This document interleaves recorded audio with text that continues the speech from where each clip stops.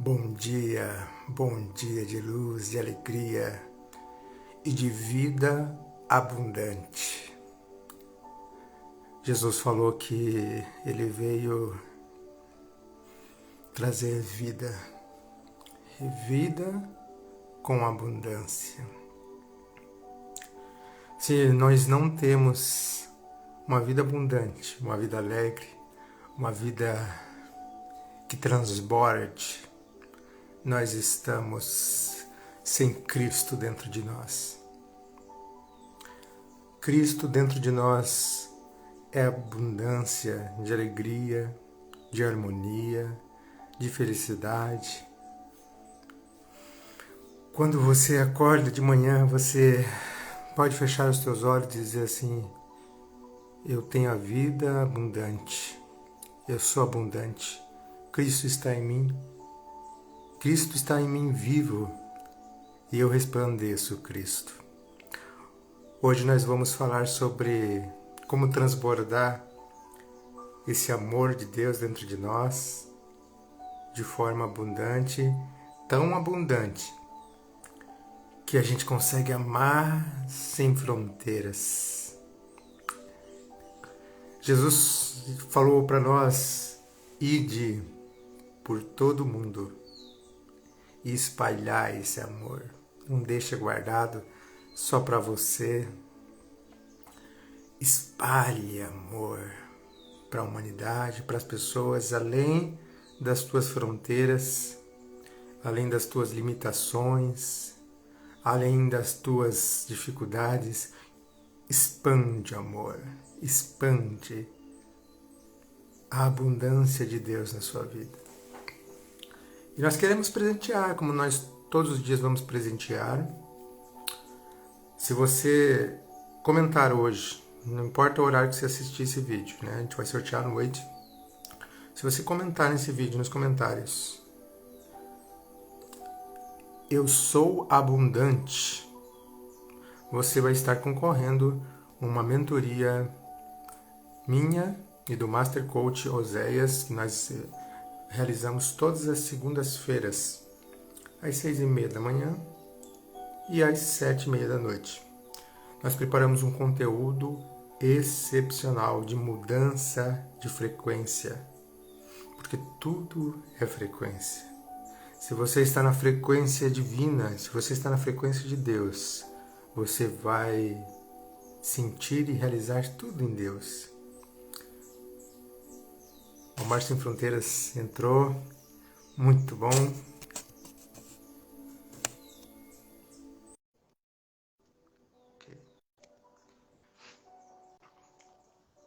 E a palavra de Deus diz assim que Ele nos colocou junto com Cristo nas regiões celestiais. Isso quer dizer que existe um lugar em Deus em que nós estamos em Cristo. Temos todas as riquezas espirituais nas regiões celestiais.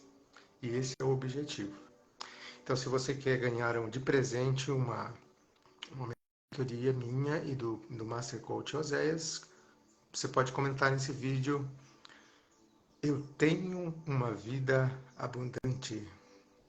Ou você pode colocar: Cristo me dá uma vida abundante. E hoje vamos falar como um exemplo de caso, né?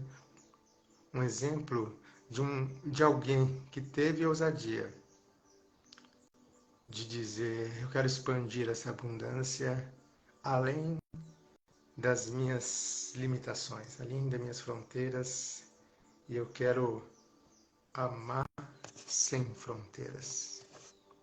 Eu quero amar sem fronteiras. O quanto que a gente se limita nas nossas limitações, nas nossas dificuldades. Quando Paulo disse assim: nada pode nos separar do amor de Cristo, nem o presente, nem o futuro. Mas ele não falou o passado. Porque se você focar o passado, você vai olhar para trás e isso vai te afastar de poder receber esse amor, perceber e sentir esse amor. Quando nós deixamos o nosso passado ser o rei das nossas vidas, nós não permitimos que Cristo resplandeça em nós, porque Cristo é vida abundante, é alegria, paz eterna, é felicidade. Mas por que as pessoas não conseguem desfrutar dessa vida abundante? Porque elas olham para o passado, elas olham para a sua dor, elas olham para as suas dificuldades, elas olham para as suas limitações, elas olham para as historinhas que criam na nossa mente várias desculpas e desculpas, muitas historinhas que nos impedem de desfrutar a vida abundante. E hoje nós queremos conversar sobre isso. Como ter uma vida abundante? Como desfrutar de uma vida abundante? Como permitir que essa vida abundante cresça dentro de nós? Tirar os olhos do passado, tirar os olhos dos queixumes, das reclamações e das dificuldades e olhar para Cristo, olhar além, olhar a mais, olhar profundamente, olhar além do que a gente sente, porque amar é doar-se, independente de emoções e sentimentos, sem esperar nada em troca. Muitas pessoas elas esperam o momento certo para tomar uma decisão, e esse momento nunca chega. Tem pessoas que pensam, quando eu atingir certa idade, quando eu senti no meu coração, Deus falar comigo, aí eu vou tomar uma atitude. E o tempo vai passando, e talvez esse tempo nunca chegue. E quantas pessoas ficaram sem ouvir uma palavra de amor, de esperança, de alegria? Quanto sua vida ficou estagnada, sem nenhuma mudança, sem nenhuma diferença que você poderia colocar na sua vida, transformar a sua vida. Então hoje, se a gente conseguir, parece que o pastor Miquel está tendo dificuldades, eu dou uma sugestão a trocar de conta, né? Se essa conta não está dando certo para fazer a live, talvez trocar de conta, uma outra conta do pastor, de outra pessoa, para a gente conseguir entrar e conseguir conversarmos juntos, batendo um papo a respeito desse projeto magnífico que se chama Amar Sem Fronteiras.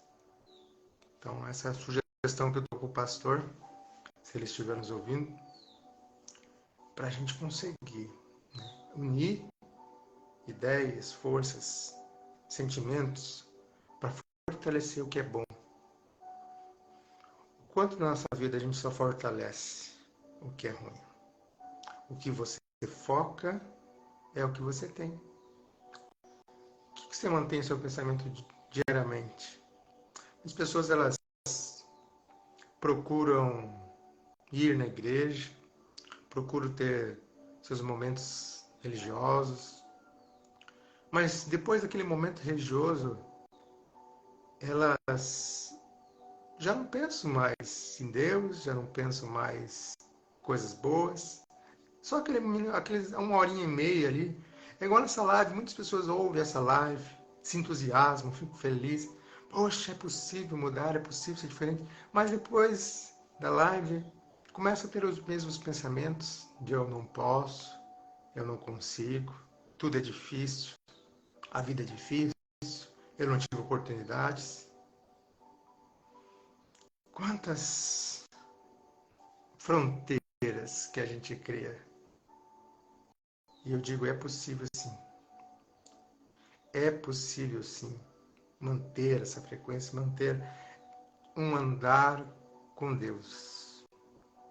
Só que você tem que querer muito, porque pode ser que o passado ele grite para você. Vamos convidar o pastor.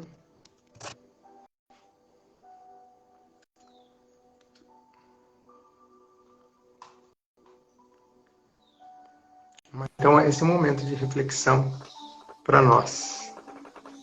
Bom dia, na paz do Senhor, meu irmão Miqueias, meu pastor. Bom dia, Fausto, a paz do Senhor, que alegria poder partilhar esse momento aqui, maravilhoso. Agora dividindo a tela, né? Tenho ouvido nesses últimos dias e hoje dividindo a tela. Que prazer, que alegria. Alegria nossa de ter a sua companhia, de uma pessoa tão inspiradora como o Senhor, que veio hoje proporcionar essa alegria imensa para mim, para todos que possam ouvir, desse projeto incrível e poderoso nas mãos de Deus, que é o Amar Sem Fronteiras. Amém. Amém. Amar Sem Fronteiras tem sido a nossa bandeira e algo que tem movido o nosso coração já há 3 anos, né? Sou um dos fundadores, né? Junto com alguns outros pares desse projeto e tenho nesses 3 anos de existência, 3 anos e um pouquinho, me empenhado e praticamente presente em todos os projetos que nós fizemos nesses dias. A Mar Sem Fronteira, hoje, ela é uma associação, né, que a gente tem a visão exatamente disso, influenciar principalmente, né, pessoas que já têm um desejo do voluntariado, e então a gente tem essa condição de dar uma capacitação por conhecer, ter conhecido um pouco o campo missionário, dar uma capacitação, preparar viagens que esses voluntários possam estar com o intuito de ajudar pessoas, né, esse nome Sem Fronteira surgiu de uma ideia exatamente de extrapolar as fronteiras, né, do Brasil. Até então, a gente, antes de se organizar como a Mar Sem Fronteira, muitos de nós que hoje somos a diretoria, que hoje somos o corpo principal que dirige os projetos da AMAR, já atuávamos em ações sociais, principalmente no Vale de Jequitinhonha, de onde eu sou oriundo, aqui em Minas Gerais. E então a gente, né, pensou que poderia também dividir o nosso pão além daqui, né, além das Minas Gerais, mesmo sendo ali a minha região de onde eu nasci, sendo uma região muito necessitada, né, dos outros também que são de lá. A gente entendeu que dava para dividir o pão um pouquinho mais longe, né, e daí o Amar Sem Fronteira. Muito bom. E eu, antes de você contar como surgiu e começou todo esse movimento de forma mais efetiva, as origens, as raízes desse movimento, eu queria que você contasse um pouquinho do teu testemunho, da tua história de vida, de como é que você se tornou pastor, como que foi todo esse processo na sua vida, como foi a sua infância. Gostaria muito de conhecer a sua vida, a sua pessoa, a sua história. Ah, que bom, que alegria, que prazer poder ser interpelado. Eu tenho uma história de vida, Fausti, assim, né, de um bem comum, de um pobre do sertão mineiro e do Vale do Jequitinhonha, como, né, muitos pares. E essa história, para mim, ela, por ser comum, também não quer dizer que é clichê, porque eu tenho coisas espetaculares que, né, assim, agradeço a Deus por ter acontecido ao meu redor. Eu nasci na cidade de Novo Cruzeiro, no Vale do Jequitinhonha, né, o Baixo Jequitinhonha, e ali de uma família, né, muito pobre, né, na época a gente tinha muita necessidade e alguns fatos que marcam, estão na nossa memória, são, por exemplo, de a gente ter vivido períodos, né? Eu me lembro, assim, a memória ainda infantil, mas eu consigo me lembrar bem, ali por volta dos anos 87, 88, 89, quando às vezes o meu pai comprava uma coquinha KS daquela pequena e nós nos reuníamos, éramos 5 em casa, o meu pai, minha mãe, 3 irmãos, e a gente, né, às vezes era um incremento que a gente tinha uma vez no ano ou 2 vezes no ano, ter uma coquinha KS daquela para dividir para os 5. Né? Creio que outros ouvintes aí já tiveram também a experiência de ter só um ovo em casa e partilhar esse ovo para os 5, né? Fazer uma partilha e aquilo nos dá alegria. Com esse testemunho, com esse relato, eu gostaria só de mencionar, né, a vocês, né, o nível da família que, né, dentro da condição econômica que nós fomos criados. Mas não é por isso também que não foi uma infância maravilhosa. Para mim, assim, né, uma infância eu não imagino não trazer muitos traumas, né, desse período, porque tudo isso soma para a nossa existência. E eu estudei num colégio que tinha bem próximo de casa os primeiros anos, e a partir da quinta série, né, naquela época a gente fazia até a quarta em um colégio municipal. A partir da quinta fui para o colégio estadual, e esse já era um pouco mais distante de casa e caminhávamos bastante até chegar ali. No ano de 90, né, o meu pai, pela necessidade mesmo, teve que se mudar. Nós mudamos para Rondônia, passamos uma pequena temporada ali dentro da mata, e disso eu trago muito pouca memória, mas algumas dessas memórias, dessa minha infância ali em Rondônia, eu lembro do seguinte. Por exemplo, hoje nós temos, né, diversos meios para nos locomover. A gente morava em um lugar tão remoto, eu me lembro que a gente foi daqui, chegou em Porto Velho, de Porto Velho nós tomamos direção sentido ao Rio Madeira.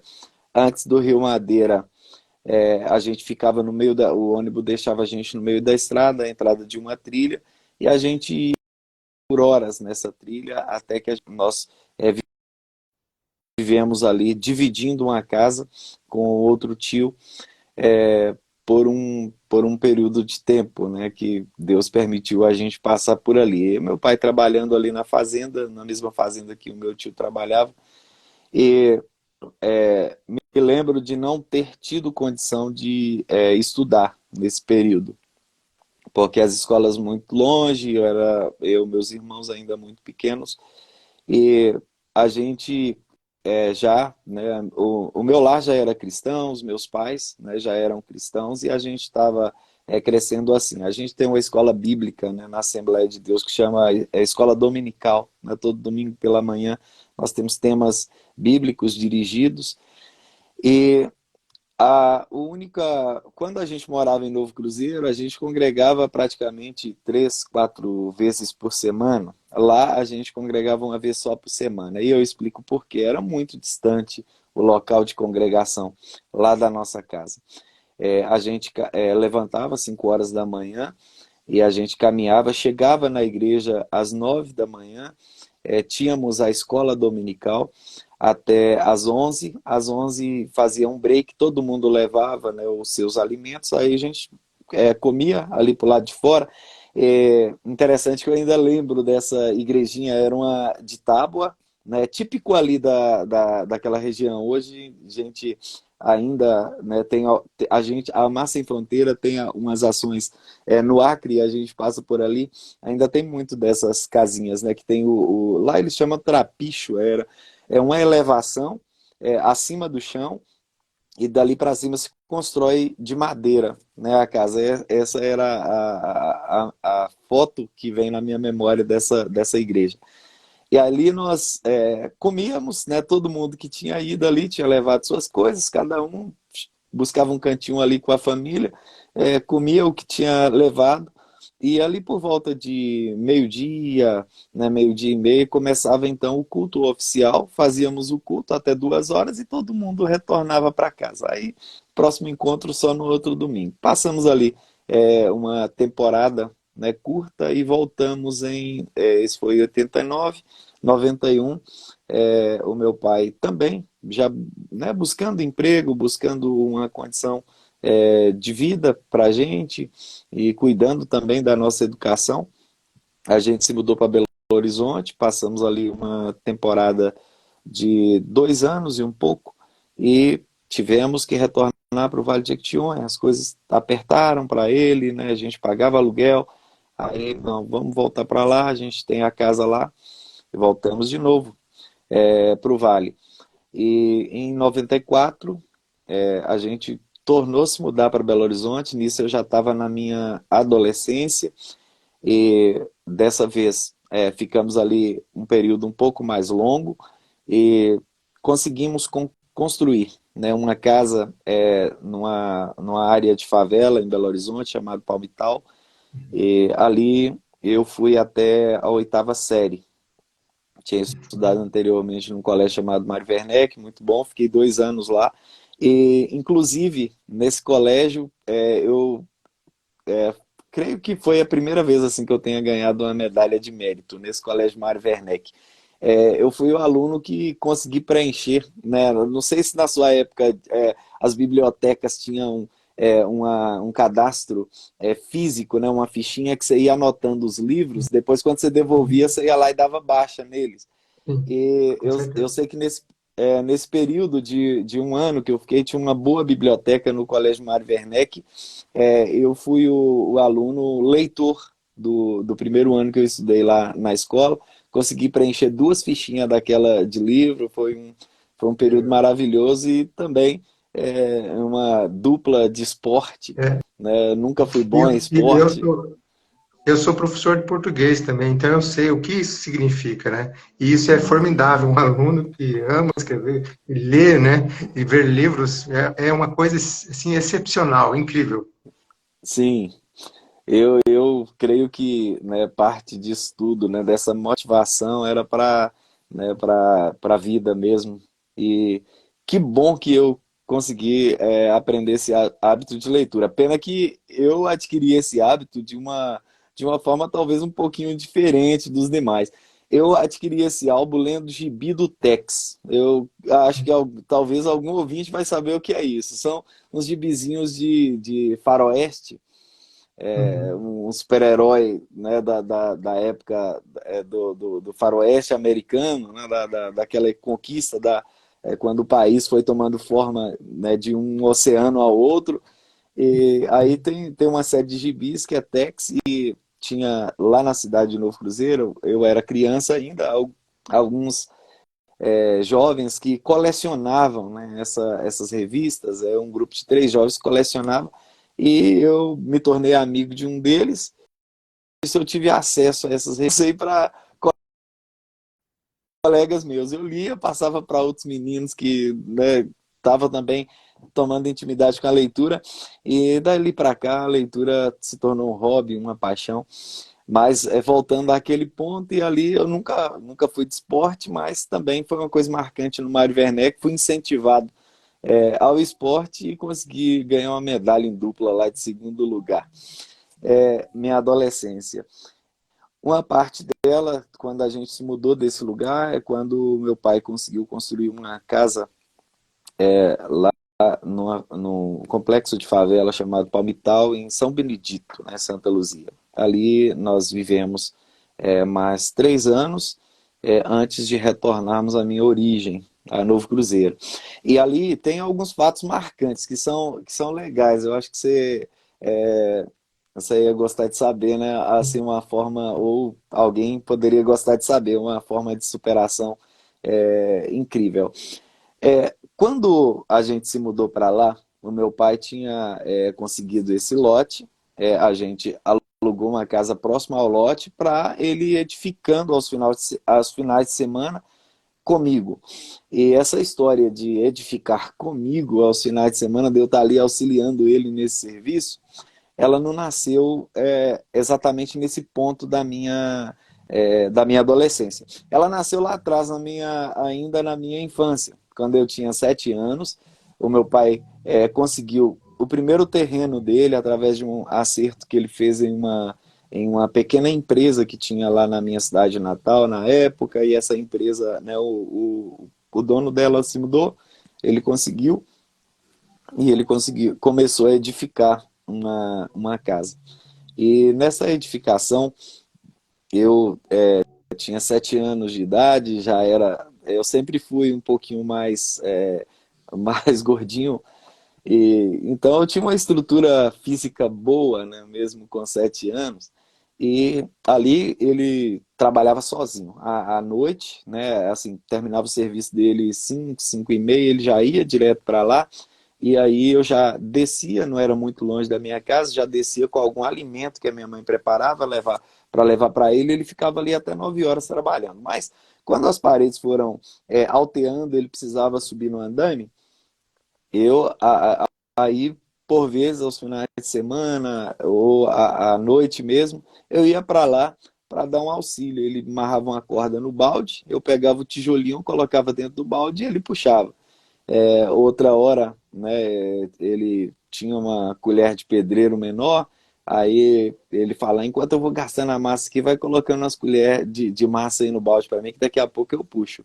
E foi a minha primeira experiência e gostei da experiência de trabalhar. De lá para cá, eu fui movimentando. Então, quando nós chegamos na adolescência ali em Santa Luzia, né, no complexo do Palmital, eu já tinha uma expertise boa na questão da construção civil, já tinha trabalhado em outros lugares, e inclusive nessa época, na adolescência, eu já trabalhava em uma empresa. A empresa era uma empresa formal de construção civil, porém eu era um trabalhador informal nela. E, e isso para ajudar também no custeio da casa, né? Não era muito fácil na década de 90 para a família né, de classe baixa estudar os filhos e a gente progredir. A minha irmã já estava um pouquinho à frente de mim na escola e tudo isso demandava um custo muito grande, né? Apesar de da gente ter muito, muito material do governo. Então, a gente começou essa construção e pegamos firme ali. Todo sábado estava eu e ele lá, né, virando a massa, fazendo uma parede. E com poucos meses a gente conseguiu colocar o telhado para se mudar. Nesse período, então, a minha vida ela era da seguinte forma: eu levantava 4 horas da manhã para sair para trabalhar nessa empresa. Eu tinha uma bicicleta muito boa, é uma bicicleta verde. Quem é da região de Belo Horizonte vai conhecer mais ou menos o trecho que eu percorria para ir para o trabalho. Eu ia para a Avenida, eu saía lá do Palmital, passava em São Benedito, pegava a MG10, que hoje é aquela BR que liga Belo Horizonte ao aeroporto, pegava a MG10 sentido Belo Horizonte, passava pela Cristiano Machado até na Américo Vespúcio de bicicleta para trabalhar. E isso foi um período de quase um ano, era uma obra um pouco maior. E eu ia, né, eu levantava 4 horas, tomava café, pegava minha bicicleta e ia. Chegava em casa por volta de 5h30, tomava banho, comia alguma coisa e partia para a escola, né? Escola Estadual Reni de Souza Lima, foi a escola que me proporcionou a experiência de ver o filme Titanic, né? Foi maravilhoso. A escola Reni de Souza Lima também marcada aí no meu currículo. E, enfim, assim a gente supera essa fase, né, da minha infância, da minha adolescência, e eu saí dali para voltar para lá, para Novo Cruzeiro, já jovem, né? Eu tinha 19 anos, 1999, eu retorno à minha terrinha. Nesse ínterim já tinha terminado, então, o colegial e agora o sonho era fazer a faculdade. Porém, as condições eram parcas ainda, eu trabalhava na construção civil e lá era mais difícil para a gente no interior, né? Mas aí, de repente, começou a surgir, né? Deus preparando algumas portas de emprego, eu trabalhando, E aí me veio, aí eu fiz um vestibular em Teoflotone dista de Novo Cruzeiro 110 quilômetros. Fiz um vestibular e consegui êxito no vestibular na Universidade Docton, que seria, me fugiu o nome do curso porque eu só estudei nele um mês e migrei, mas relacionado à contabilidade, ciências contábeis, me veio agora à Uhum. memória. Então, é, iniciei esse curso de ciências contábeis, porém não consegui romper mais de um mês. Ficou um pouco caro e como eu não estava trabalhando numa empresa formal, prestava serviço para um e outro, não estava dando para saldar, né, os compromissos e não deu para ir. Qual custo que a gente tinha? Além de pagar o custo, nós tínhamos o transporte, que era pago também, o transporte, e a prefeitura pagava para a gente uma parte do transporte, outra parte a gente pagava. A distância era muito longe, não ficava muito bom. Porém, no ano de 2001, o meu cunhado, que eu digo assim, que é um benfeitor, né, que Deus colocou, né, na minha vida, não só com relação a ter casado com a minha irmã, mas é um benfeitor também na nossa família. O meu cunhado já era um servidor público estadual, concursado, e ele, no ano de 2001, eu estava um dos meus dias sem conseguir um trabalho lá na cidade. Ele foi à minha procura, né? Ele chegou, encostou a motocicleta dele e falou: que você acha de ser professor? Aí eu falei: ser professor? Ele falou: porque tem uma vaga que eles estão divulgando lá na comunidade de Barbacena, e essa vaga eu fiquei sabendo que ela já foi oferecida há mais de um mês, já houve 3 editais e até agora ninguém conseguiu suprir essa vaga. Quando acontece assim, né, pessoas que fizeram, naquela época a gente tinha o científico no currículo, né, e quando você formava no ensino médio, aí ele falou, e pessoas que têm o científico ou que têm a pedagogia podem concorrer. Por que você não vai lá tentar? Aí eu falei: o que tem que fazer? Aí ele me ensinou os caminhos das pedras, né? A gente não tinha como dar o Google naquela época, tinha que ir perguntando um ao outro. E eu preparei os documentos, tinha que ir em Teoflotone fazer um registro de documento na Secretaria de Educação. Preparei os meus documentos e fui concorrer. E como de fato ele falou, já era o quarto edital, ninguém havia pegado as aulas. Eu então peguei, eram, salvo engano, 11 aulas na época, semanais, e eu peguei essas aulas e parti para a zona rural. Né? Comprei uma motinha e lá fui eu me colocar, né, a minha primeira experiência no magistério. E foi uma experiência tão boa que poucos meses após eu fiz uma prova vestibular do curso de letras da Unipac, Teoflotone, e passei no vestibular e iniciei o curso. E graças a Deus foi o meu primeiro curso de graduação que eu tive também, letras, né? Sou um parceiro seu aí nessa Opa, que legal caminhada saber. e Legal gosto saber. demais. E é Tive, fruto das então, suas leituras, né, do passado. Muita coisa, né, que você, fruto da da sua leitura, leitura. de fato. Uhum. E então, é, seguindo esse fio, né, do meu processo de formação, né, nesse interim tinha muitas outras atividades, né, que eu desenvolvia, né, nunca me afastei, né, da igreja, talvez, né, um pouquinho pelo meu jeito, nem na minha juventude, me afastei, tinha outras atividades derivadas e que isso trazia também uma construção, trouxe, né, uma construção para a minha vida, a minha forma de viver, a minha personalidade, ela, né, teve o impacto, ainda que não seja transformável, mas teve o impacto do Espírito Santo nela, através da minha sequência. Então, tudo isso agrega. Mas, na área da formação, tive essa primeira graduação, e é interessante que eu falei: não, o o MEC foi injusto comigo, porque, injusto entre aspas, né? Eu até agradeço por ter ficado um ano a mais. A grade de letras, ela era para 4 anos, na época que eu iniciei os estudos.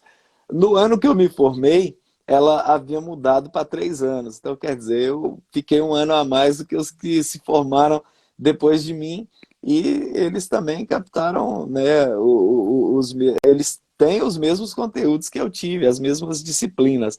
Mas, para mim, eu acho isso até produtivo, porque pude partilhar a sala de aula por mais tempo, né, do que... E quem tem a experiência da sala de aula sabe o que é isso, né? Eu mesmo, às vezes, quando eu fico muito distante da sala de aula, isso traz para mim uma dificuldade muito grande, eu fico meio triste. Não, estou precisando estudar mais um pouquinho. E a partir daí, eu já ingressei, então, na vida pública. Comecei a dar aula em 2001. Quando foi em 2005, eu prestei um concurso estadual, também aqui em Minas Gerais, e graças a Deus consegui êxito no concurso. Hoje ainda estou no mesmo cargo, e, né, com gratidão a Deus por isso, e já são aí 21 anos, né, de vida de servidor público. Depois disso, tive a oportunidade de me formar pela Universidade Federal de Lavras, na graduação de Administração Pública, ter algumas pós-graduação, pós-graduações também. Fiz o meu bacharelado em Teologia, né, um bacharelado de uma escola livre chamada Carpus, e essa tem sido a minha base de formação. Aí seria mais ou menos um histórico da minha existência, né, até E aqui, e da minha formação. maravilhoso. E vendo assim tudo aquilo que você passou, né? Desde aqueles baldinhos de cimento que você Sim. carregava, aquelas pedras, aqueles lugares longínquos que você morou, tudo isso foi a base, né, de você fazer manifestar, né, ser o canal de Deus para manifestar esse projeto incrível que se chama Mar Sem Fronteiras. Amém, Para você ver que os verdade. nossos caminhos, né, a gente pode transformar, por mais duro que seja, por mais difícil que seja, a gente pode ser a base de algo na nossa vida, de um milagre de Deus em nossa vida. Exato, Fausto. Eu amo a vida, eu acho a vida incrível, né? Incrível não do ponto de vista que eu não tenha, que não passe e não tenha passado, né? Adversidades que às vezes a adversidade parece que transcende a nossa capacidade de resistência, mas eu amo a vida por isso, né? Esse poder, né, que Deus dá para a gente na vida de transformar esses percalços, né, de transformar essas pedras, né, do caminho que nós temos em uma pavimentação para uma vida plena, né? Pavimentação para uma vida plena, uma vida saudável, uma vida que te dê alegria e contentamento. A minha pergunta agora para você, pastor, como que foi assim o primeiro pensamento a respeito desse projeto e que adversidades e dificuldades e pressões, e se houve um momento já que pensou em desistir ou momentos que ficou tão insuportável? Queria que você contasse um pouquinho para nós a origem desse projeto e as dificuldades para a implementação, as maiores dificuldades que você teve. Certo. Fauci, a origem, ela, assim, do projeto, com essa estrutura e esse corpo que hoje, né, pela graça de Deus, a gente tem condição de desenvolver, ele começou ainda bem embrionário. E eu vou dizer que dentro dessa história de vida que eu contei, desde a minha adolescência no Vale do Jequitinhonha, eu sempre gostei de ações sociais, eu sempre gostei né, assistência às pessoas. Eu prezo muito o relacionamento interpessoal. Eu gosto muito disso, sabe? De conversar com pessoas, de conviver com pessoas.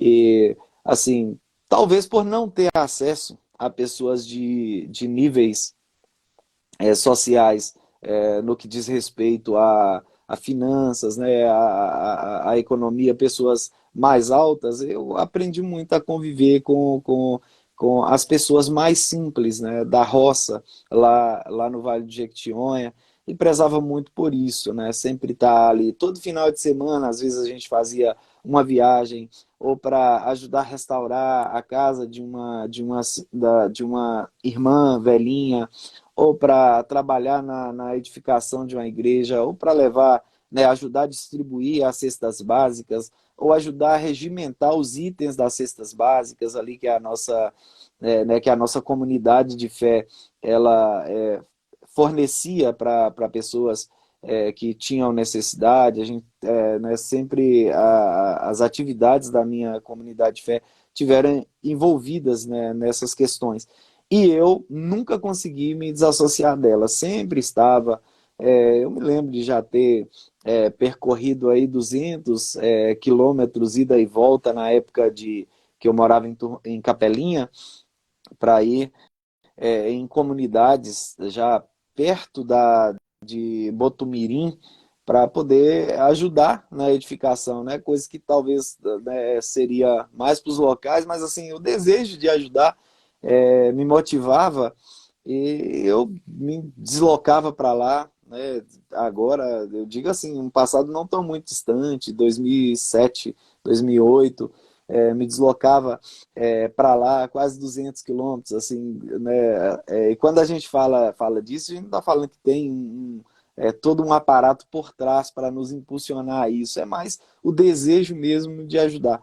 Então, esse rascunho foi seguindo. Foi então que em 2018 eu tive ali eu já consegui, né, já conseguia me comunicar, né, nesse sentido com outras pessoas. Em 2018 nós, através de uma rede de amigos, né, alguns familiares, outros amigos né, do serviço público, outros irmãos da minha comunidade de fé, a gente se mobilizou em 2018 e né, colocamos um projeto na cabeça. Vou à África, né, conhecer um pouquinho dessa realidade e levar um abraço mineiro para a África. Uhum. E então nós começamos a gerir desde janeiro começamos esse projeto com a intenção de ir em novembro, né? Ainda não tinha feito passaporte, ainda não sabia para onde tinha ido, apenas pensava assim, né? Eu vou para Guiné-Bissau ou para Moçambique, que são países que falam português, além de outros, como Angola, mas os dois que vinham à minha cabeça, né? Sempre tive um desejo de conhecer Moçambique, de conhecer Guiné-Bissau, e no final das contas descobrimos que tudo aquilo já era um plano de Deus, porque as formas como a gente foi conduzido a Moçambique e para visitar o trabalho de hoje um amigo, mas naquele tempo eu só conhecia de nome, uma pessoa que já havia passado lá em Capelinha, na mesma igreja que eu estava na época. Em Capelinha ele já havia passado por lá alguns anos antes, ele havia sido preparado e foi enviado pela igreja, ela chama Assembleia de Deus Vale das Virtudes, São Paulo. Ele foi enviado para a África.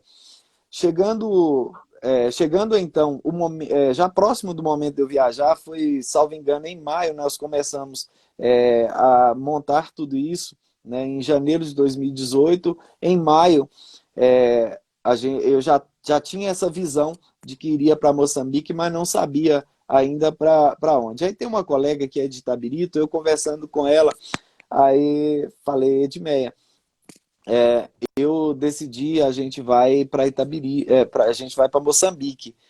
Só que eu tô com uma dificuldade com a Secretaria de Missão, porque a missionária, que é a Aparecidinha, que é da Secretaria de Missão da minha igreja, ela tá para vir para o Brasil e eles ainda não têm uma data certa. E eu preciso de uma coisa mais certa para eu já comprar as passagens. É o meu período de férias em novembro, e é ali que vai dar tudo certo. Falou: não, você tem que ir para a casa do Eberson. Aí eu falei: Aí o nome já me veio na memória, porque quando eu cheguei em Capelinha, esse nome já era bastante falado lá na nossa comunidade de fé, o Eberson, né? Porque todo mundo gostava muito dele, fez um trabalho espetacular nos dois, acho que quase 3 anos que ele passou ali em Capelinha, fez um trabalho espetacular lá, e aí ele era muito conhecido e falado, daí a hora que ela falou, nossa, e você tem contato dele? Tenho. Ela me passou o contato, fizemos contato, e ele, nossa, eu preciso de fato receber você, quero que você venha aqui, esteja comigo. E aí, quando foi em novembro de 2018, eu parti, né, com toda uma ajuda que a gente havia. Ajuda que eu estou dizendo, não a ajuda para eu ir. Tem todas as missões que fiz até hoje, preferi eu mesmo me doar. Né? Eu dou as minhas férias, eu dou os meus recursos para para poder ir. Eu acredito que efetivamente assim a gente faz melhor. Então, essa ajuda que eu estou falando é um aporte para a gente fazer alguma coisa lá, né? Porque né, não é chegar só e olhar de mãos vazias, nunca foi esse o nosso mote, nem a forma como eu vi, né, a questão missionária. 2018, cheguei lá, conheci a realidade moçambicana, né? Hoje o sétimo país mais pobre do mundo, mas também a beleza, o encanto, né? Eu conheci um rapaz, né? Ainda o conheço, né? O considero um amigo, Ordem, de uma cultura tão grande, um rapaz bilíngue, apesar de né, assim, partilhar dessa vida sofrida das pessoas mais pobres da África subsaariana, mas é um rapaz que né? Deus deu para ele a condição de estudar, ele é um poeta. Estou falando assim um pouquinho do tipo de pessoas que tem lá, mas é um país verdadeiramente que é um dos países mais pobres do mundo. Né? A cidade que eu aportei é a cidade da Beira, é a segunda maior cidade do país e é a cidade capital da província de Sofala, né? Para os demais ouvintes, província seria a espécie do nosso estado, né? Aqui no país nós temos os estados, aqui no Brasil, lá são as províncias. A província de Sofala, a cidade sede dela é a cidade da Beira. A cidade da Beira, assim, são dados, não vou dizer que são dados meus, mas são dados que todos podem encontrar aí na Unicef, né?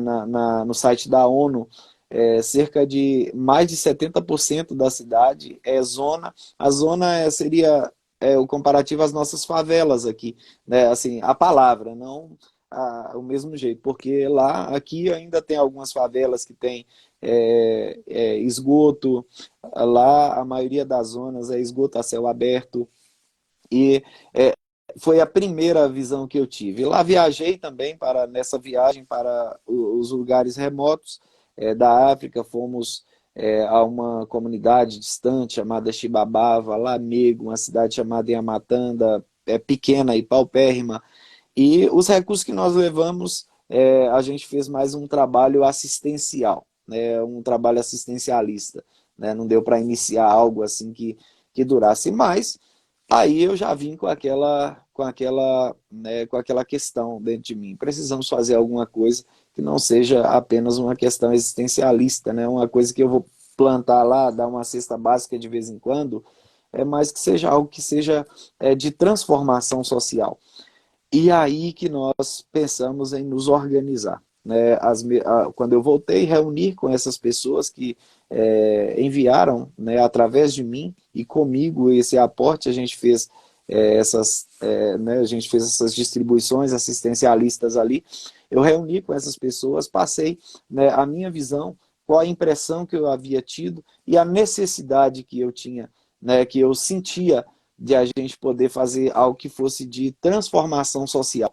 E aí, daí que nasceu, então, a Amar Sem Fronteiras. Aí, né, conversando com um com o outro, então vamos criar uma ONG, e essa ONG, né, a gente define, né, quais são aquilo que ela pode fazer. Antes de nós criarmos a ONG, surgiu a oportunidade de um convite para uma outra viagem, que foi uma viagem ao Acre, aqui no extremo do Brasil. O Acre ele faz divisa com dois países, a Bolívia e o Peru, né? O Peru bem lá na quininha, lá em cima.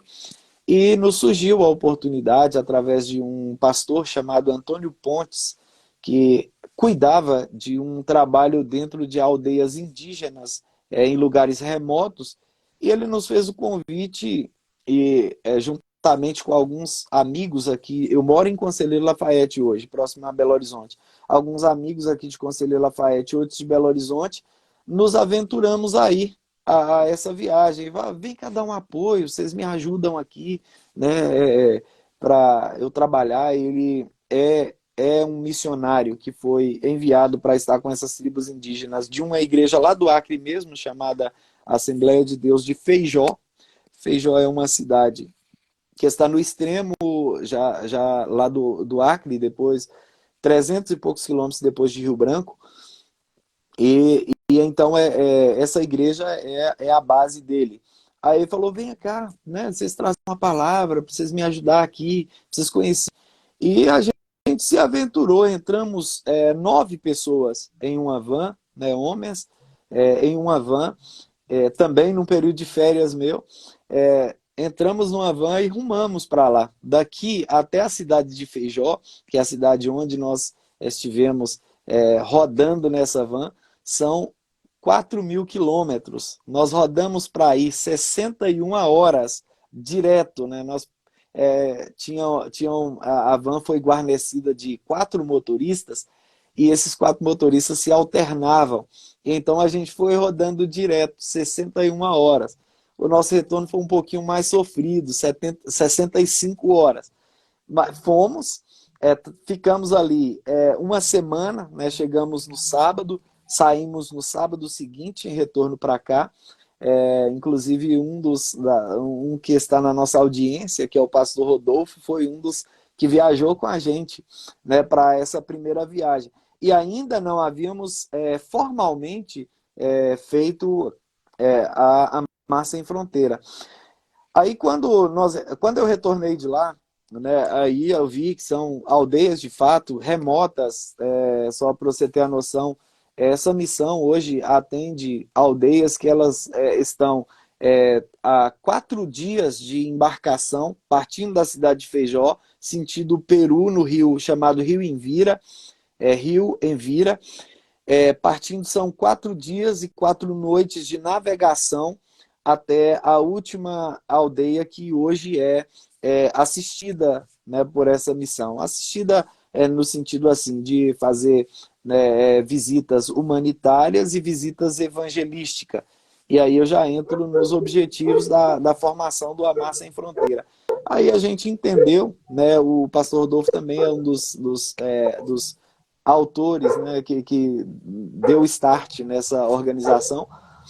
Então nós entendemos que poderíamos fazer então um trabalho assim, que não fosse assistencialista, mas fosse transformação social, promovendo projetos junto a missões que pudessem nos oportunizar fazer esses projetos e que esse projeto fosse de transformação social. Então nós colocamos o objetivo de fazer esses projetos em 3 áreas, que o evangelismo, que nós cremos no pleno poder da evangelização como fator de transformação social, a educação, que nós cremos também no pleno poder de ser um fator preponderante, e aí já não é uma voz só nossa ou só de comunidades de fé, mas é uma voz geral, né, que a educação transforma, e nutrição, que né, pode também ser um fator de transformação social.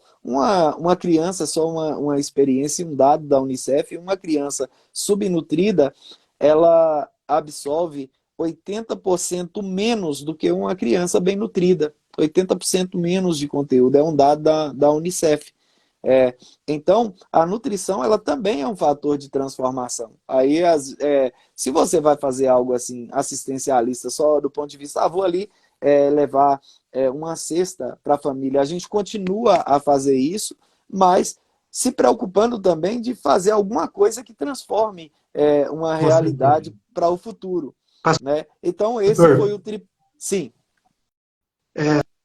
a nossa live está chegando ao fim e sua história ela nos cativa a cada vez mais proporcionar essa expansão de ajudar o próximo e enfrentar Sim, todas as dificuldades e realmente romper todas as fronteiras. Você é uma pessoa muito inspiradora, pastor. Você é uma obrigado, pessoa que Fausto. nos motiva a sair de nossos egos e poder ajudar o próximo. E além Amém. das nossas limitações, até um outro país que tanto precisa de amor e de carinho e de luz de Cristo. E com Amém. essa inspiração, pastor, eu quero te agradecer profundamente por esta live, por estar aqui conosco, compartilhando sua história, sua experiência, a sua luz, né, de Amém. força, de graça, e que nos motiva tanto a crescer. E antes de nós finalizarmos, eu quero que o senhor possa dizer como que a gente pode ajudar essa ONG, essa obra missionária, esse amor sem fronteiras. Quais são os meios? Como que a gente pode patrocinar o teu trabalho e ajudar de alguma forma? Bom, muito bom e obrigado por essa oportunidade, Fausto, de dizer. A nossa ONG, nós temos duas redes sociais, que é uma página no Facebook e uma página no Instagram. E ali na página do Instagram você tem um direcionamento também para um grupo de WhatsApp. Porém, o grupo de WhatsApp, né, se você precisar de uma explicação mais a miúde, nós temos aí a Alda, temos a Sol, eu mesmo, às vezes, né, que converso com as pessoas. Todos os projetos que nós fazemos, nós divulgamos, né, quando nós vamos fazê-lo, através. E aí, através disso aí, nós captamos recursos para fazer esses projetos. Né? Por hora, nós estamos firmando uma parceria com uma realidade que nós encontramos na África do Sul. Nessa última viagem que nós fomos, nós fizemos ações em 3 países, África do Sul, Moçambique e no Malawi.